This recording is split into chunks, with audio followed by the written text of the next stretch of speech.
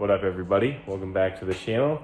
Today, as usual for the last like 3 or 4 episodes, we're working on the Subaru again, and we're just still trying to figure out this steering issue. I'm really not too sure what it is still, especially since it's not power steering related, I don't think. I could be wrong about that, but in my opinion, it really doesn't seem like it's anything steering related. I'm thinking now, after talking to a few people and doing some more research, it could be a couple things. It could be after, because this all happened after I changed the springs from the stock Racelands to these, I don't know what brand they are, but they're just like 10 or 12K springs, something like that. It all started happening after I changed it to that. And I knew that they were a little bit bigger than my old springs, like height-wise. I think my old springs were like 6 or maybe 7 inch. I think they were 7-inch springs. These are 8-inch springs. And so now, as you can see, it's really close right here to my axle. And so what I'm thinking is happening is maybe when I turn and there's slight compression on the right side, this side is just a little bit lower than the other side, maybe by like 1/4 of an inch or something like that. And when it compresses and it's brought in, it's hitting the axle. That could be a dumb thought maybe, but it's the only place I can go. Maybe my axle is bad, who knows? But in today's video, what we're gonna do is we're going to change out these springs. I bought some 6-inch 10K springs, the same springs that are on my 240. And we're gonna swap those out in the front. That way I can still be this low, but I can have more gap between my axle and my strut instead of being this close, because I can go up more and compress it, so, or like the preload on it and stuff like that. Then I'm also going to try and hammer my fender back out, because in the last video I cooked it a little bit, but honestly it looks pretty all right. To be honest, I can't even see that burn mark that I had. I can barely see it, but it's just right on the fender arch, so it kind of just looks like the lighting is hitting it weird or something like that. But I'm gonna get something flat to hammer that out, and then we're gonna pray to God, try again, see if it will fix the issues. And then another thing I've heard is that my strut could actually be blown. So what I'm also gonna do is, since I'm taking out the coils anyways to put the new springs on, I'm gonna take both out at once, and then I'm gonna swap sides. Because if it is the actual strut itself, then I'll know that it's on the other side now. And then that means I just got to get new coilovers, which would be an easy fix. So we're going to get into that now, start tearing this thing apart, and let's get into it.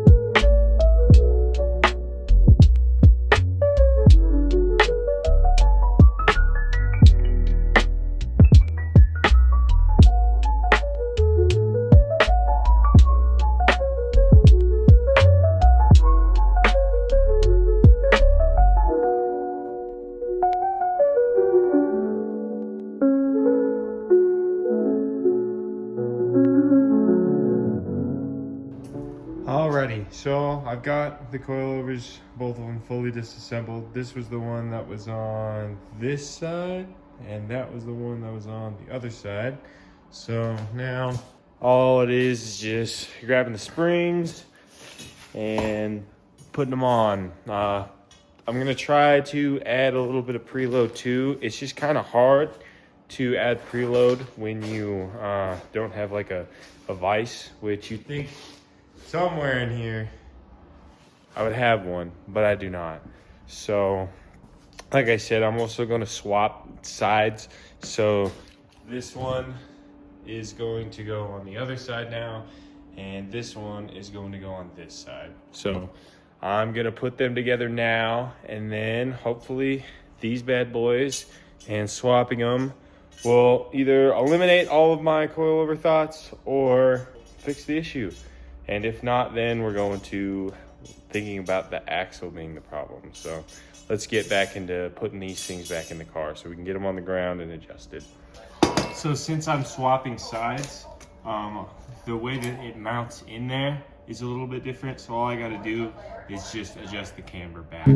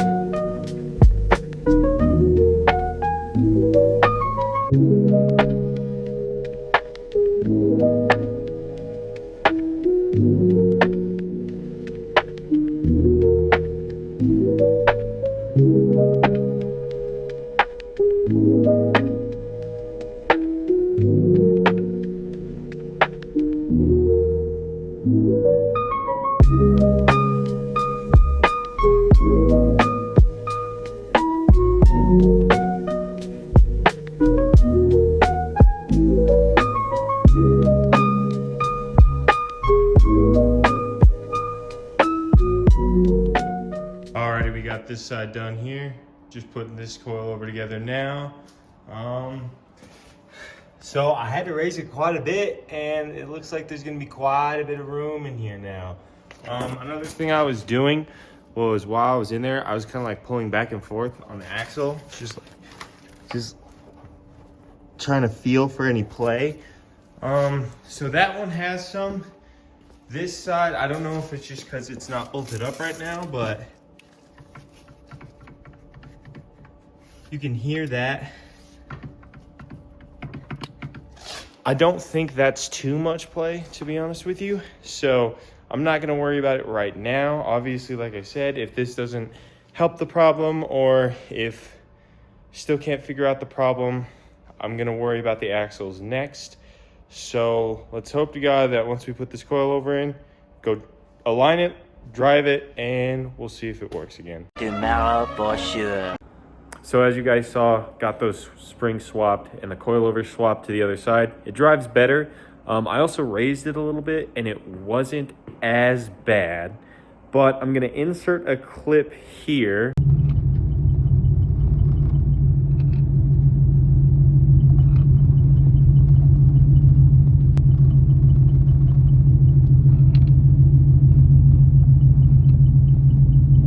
And if you can hear it, there's like a slight like squealing noise or squeaking when I turn to the right, and then it goes away as soon as I turn back to the left. It's a little faint, a little hard to hear, but I'm thinking that is probably my axle because obviously this didn't fix it. So the good thing is I actually bought that axle from O'Reilly's like four or 5 years ago. I think it was in 2019 that I bought it. And so I can actually get that axle warranted. The new axle is here in town. I'm gonna try to get that axle out today. If not, it'll be tomorrow. And then we'll go from there.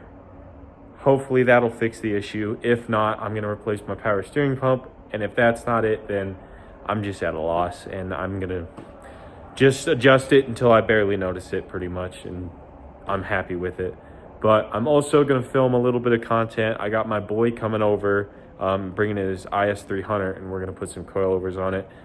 So you guys will see that in the next clip. All right, boys. So we got the fronts done. We just got to lower them a little bit. Then we got the rears done. They're dumped as shit. We just got to roll the quarters down because it's that thick ass rear metal. And then should be done with this. Quick view of my boys' WRX'S. Shit go crazy. Shit go fucking crazy. Hopefully we can get that front fitment a little bit lower. The rear should be pretty dumped. I mean, we were raising that bitch up pretty high. So we'll see what goes on. But now we got to roll the fenders and then we'll go from there. And there we go. So we were able to get his fronts done, or his backs done, and they're a decent height, but his fronts are maxed out and they didn't go that low. So he's gonna get like modified suspension or modified like knuckles and stuff like that, and then I'll sell him some springs that are 2 inches shorter than what he has now, and that should get him to a reasonable height. He still has to get his BN kit too, and a couple other things, and we also have to be careful because he has intercooler piping that goes under and around up to his turbo, just NAT shit.